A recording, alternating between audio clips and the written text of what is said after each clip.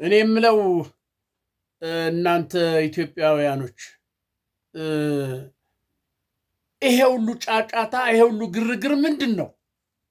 ምንድን ነው ጫጫታው? ግርግሩ እንደ አዲስ ነገር ማስረሻ ሰጤ እጅ ሰጠ፣ ድርድር አደረገ። ከእንትና ጋር ማን ነው ካረጋ ጋር ድርድር አደረገ፣ ተጨባበጠ። የአፍሪካ ህብረት ኢጋድ ባለበት ምናምን እኮ እንዴ እናንተ ሰዎች ድርድሩ እኮ የተጀመረ የዛሬ 2 ዓመት ነው እኮ። እነ እስክንድር እኮ ናቸው ድርድሩን የጀመሩት። ይሄ እኮ ቁማር ነው፣ ፖለቲካ እኮ ነው። የምሰሙት እኮ የምታዩት ነገር እኮ ይሄ ቁማር እየተጫወቱ እኮ ነው። እነ አፋድ እነ እስክንድር አይደል እንዴ? እነ ጌታ አስራድ አይደል እንዴ የዛሬ 2 ዓመት ድርድሩን የጀመሩት? ከኢጋድ ጋር ከአፍሪካ ህብረት ጋር ከአሜሪካ ከምን ይለያሉ ድርድር እኮ ጀምረዋል። እና ዛሬ እንደ አዲስ ነገር እንትና ማስረሻ ሰጤ እንደዚህ እጅ ሰጠ፣ ለድርድር ተፈራረመ ምናምን። ድርድሩ ቆይቷል እኮ። አብይን ቀላል ሰው አድርጋችሁታል። አብይን ቀላል ሰው አታድርጉት ብያለሁ እኮ። አብይ በጣም ብልጥ አደገኛ ሰው ነው። እንዴት አድርጎ በየት በኩል እንደሚመጣ አታውቁትም። አፋድን እነ እስክንድርን እንዴት አድርጎ ይዟቸው እንደነበር አታውቁም። አሁን እኮ አፋድን በአጠቃላይ አይደለም፣ ይሄ የፖለቲካ ክንፉ ያለው እነ እስክንድር እነዚህነ አስራተ እነ መምህር ማነው ምንተስኖት ምናምን የሚባሉትን ነው እንጂ ተዋጊውን አይደለም። ተዋጊውማ እውነተኛ ታጋይ ነው፣ እውነተኛ ኢትዮጵያዊ ነው፣ እውነተኛ ፋኖ ነው። ተዋጊው ኃይል ግን እነ እስክንድር ውስጡ እስቲ አሁን ስሙት። እስቲ የእስክንድርን ከመሳይ ጋር ያደረገውን ቃለ ምልልስ እንደገና ደግሞ ከደረጀ ጋር ያደረገውን ቃለ ምልልስ ስሙት። ከዛ ውስጥ የምታገኙት ነገር አለ። ልብ ብላችሁ የሁለቱንም ስሙትና የምታገኙት ነገር አለ። ስለዚህ ድርድሩ የተጀመረ ከብልጽግና ጋር ድርድር ምናምን እየተባለ የተጀመረው የዛሬ 2 ዓመት ነው። ታስታውሳላችሁ። ማነው ረዳት ፕሮፌሰር አስራደ ነው ማን የሚሉት እሱ ሲጠየቅ የዛን ጊዜ ምንም አይነት ግንኙነት ያደረግነው ነገር የለም ብሎ ነበር። ምንም ከጋድም ጋር ከአፍሪካ ህብረትም ጋር ምንም አይነት እኛ ድርድር ያደረግነው ነገር የለም፣ ይሄ በሬ ወለደ ነው ሲል ነበር። በኋላ ነው ነገሩ እንትን እያለ ሲመጣ አይ እንደዚህ ማለት ደግሞ እንደገና መግለጫ ሰጠ። እስቲ እነዚህን ነጠብጣቦችን አገጣጥሙና እዩ። የአማራን ትግል ወደኋላ ለመጎተት የአማራን ትግል ወደፊት እንዳሄድ ለማድረግ አፋድ የተባለ ድርጅት ዋና መሳሪያ እንደነበረ ሁላችሁም የምታውቁ ይመስለኛል። አሁን ነው ወደ መጨረሻው አካባቢ ሲመጣ ነገሮች እየገፉ ሲመጡ ሁኔታው በቃ የአማራ ትግል የፋኖ ትግል እንደማይፈርስ እየታወቀ ሲመጣ እየጠነከረ ሲመጣ ጥርስ እያወጣ ሲመጣ ምንም አማራጭ ስለሌላቸው ነው አሁን ማስረሻ ሰጤን እንዳብሪ እንደዚህ አድርገን ከድርጅቱ አባረር ነው እንደዚህ ነው ብሎ መግለጫ ወጡ። እሱ ደግሞ ሄደና ድርድር አለ። ድርድሩ ግን ይሁን ሲታ ያላችሁ የአፋድ ይሄ ፖለቲካ ክንፍ ያለው የአፋድ ይሄ ከነ እስክንድር ጀምሮ ያለው በሙሉ በአጠቃላይ የሚወጣውን ጉድ ትሰማላችሁ። ስለዚህ አሁንም እኔ ልናገር የምችለው በአፋ በነ ዘመነ ካሴ በነ መሬ ወዳጆ በሌሎችም ይሄንን አንድነት ይመጣል ብላችሁ ይሄንን ነገር እነ እስክንድርን ግሩፕ ክንፍ አስገብታችሁ ይሄ ትግል እንዳይጠለፍ አደራ።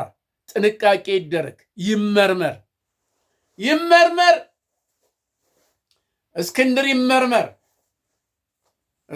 ይመርመር። ትዝ ይላችኋል እስክንድር አንዴ በቃ ኩስምን ብሎ በቃ ዋሻ ውስጥ አንዴ ድንጋይ ውስጥ እየተነሳ ፊቱን ሁሉ ከሰል ምናምን ቀባብቶ የተጎዳ ሰው እንዲያዝንለት ለትግሉ ለኢትዮጵያ ሲል እየተባለ እንደዚህ ነው እንዴ ትግል? ይሄ ነው እንዴ ትግል? ሰውነትን በማጎሳቆል ትግል አይመራም። ስለዚህ እነ ማነው እስክንድር ለምንድን ነው ከአፍሪካ ድርጅት ከኢጋድ ጋር ከሌሎችም ጋር ድርድር ሲያደርግ የነበረው? ምን ለማግኘት ንገሩኝ እስቲ። ምን ለማግኘት ነው? ውጊያው እኮ ከብልጽግና ጋር ነው አይደለም? ከአብይ ጋር ነው አይደለም? ጥሉ ክርክሩ ግን ከነሱ ጋር ድርድር የሚያደርገው ምን ለማግኘት ነው? ንገሩኝ እስቲ። ይሄን እንኳን እስቲ አርቃችሁ አስቡ። ለምን ነበር ያን ድርድር የሚያደርግ የነበረው? ለምን ነበር?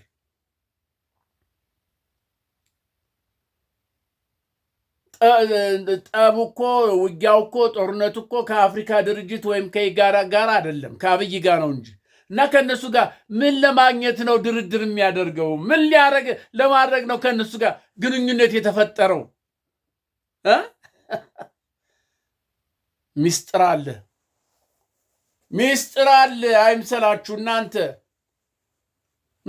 የፋኖ ትግል እንዲጓዝ ከተፈለገ ይሄንን ነገር ዝምላችሁ አታራግቡት። ማስረሻ ሰጤ ምናምናት አሁን ታያለህ። ማስረሻ ሰጤን ያስረዋል። ሌሎች አሁን ከገቡ በኋላ እነዚህ ከነሱ ጋር ይሰሩ የነበሩ አንድ ባንድ እያሉ ይገባሉ፣ ይመጣሉ። በሰላም እጃቸውን ሰጡ ለድርድር ምናምን እየተባለ ይገባሉ። መጨረሻ ላይ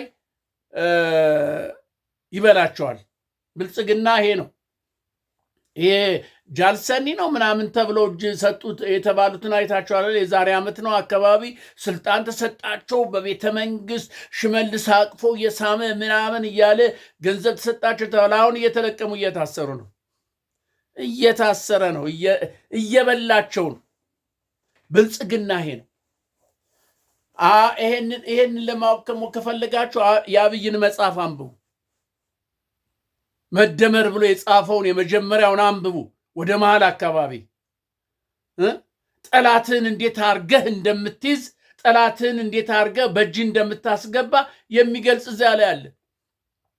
ለጠላት የሚፈልገውን ስጠው ነው የሚለው። የሚፈልገውን አድርግለት፣ ሁሉን ነገር አድርግለት፣ ያኔ በእጅ ታስገባዋለህ አለ። ይሄው እነ መምህር ታዬ ቦጋለን በእጁ እንዴት አድርጎ እንዳስገባቸው፣ እነ ብርሃኑ ነጋ እንዴት አድርጎ በእጁ እንዳስገባቸው፣ እነ ጌታቸው ረዳ ያ ምሁር የተባለ ምጡቅ የሆነ አይምሮ ያለው እንዴት አድርጎ አብይ በእጁ እንዳስገባው፣ ካስገባው በኋላ ደግሞ አሁን ይበለዋል። እመኑኝ ይበለዋል። ስለዚህ አብይ በጣም ከባድ ሰው ነው። እውነቴን ነው የምላችሁ። በጣም ከባድ ሰው ነው። በጣም የማትጨብጡት በዚህ ስትሉ በዚህ እያለ የሚሄድ ጠላቱን እንዴት አድርጎ ማንበርከክ የሚችል ምን አይነት ተፈጥሮ እንዳለው እኔ ግርም ይለኛል። አብይ ወደቀ ሲባል ሄደ ሲባል በዚህ በኩል ያመጣና እንደዚህ ያደርጋል። አሁን የአብይ ግን በነ እስክንድር በኩል የጀመረው በቃ አሁን ግብ አልመታለትም። በዛ ብዙ ሞክሮ ነበር የፋኖን ትግል ለመጥለፍ፣ አልቻለም እንጂ ስንቱን ነው ያንበረከከው? ስንቱን ፖለቲከኛ ስንቱን ምሁር ነው እግሩ ስር ያስገባው? አብይ ያልቻለው የነዘመነን የፋኖን ትግል መጥለፍ አልቻለም። ብዙ ሞከረ።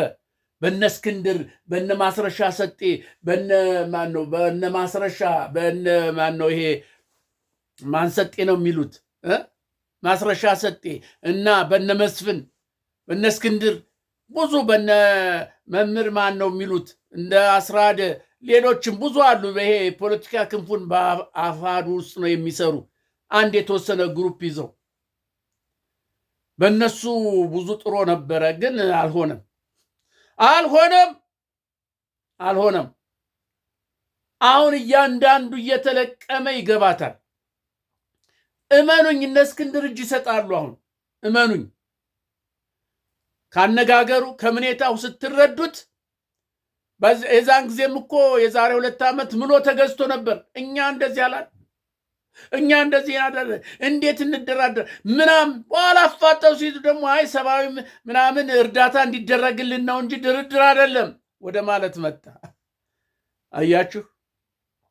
ስለዚህ ይሄንን ዝምላችሁ የምታራግቡት ማስረሻ ሰጤ የፋኖ ትግል እንደዚህ ሆነ ኮለሼ ምናምን የምትሉ አርፋችሁ ተቀመጡ፣ አርፋችሁ ተቀመጡ።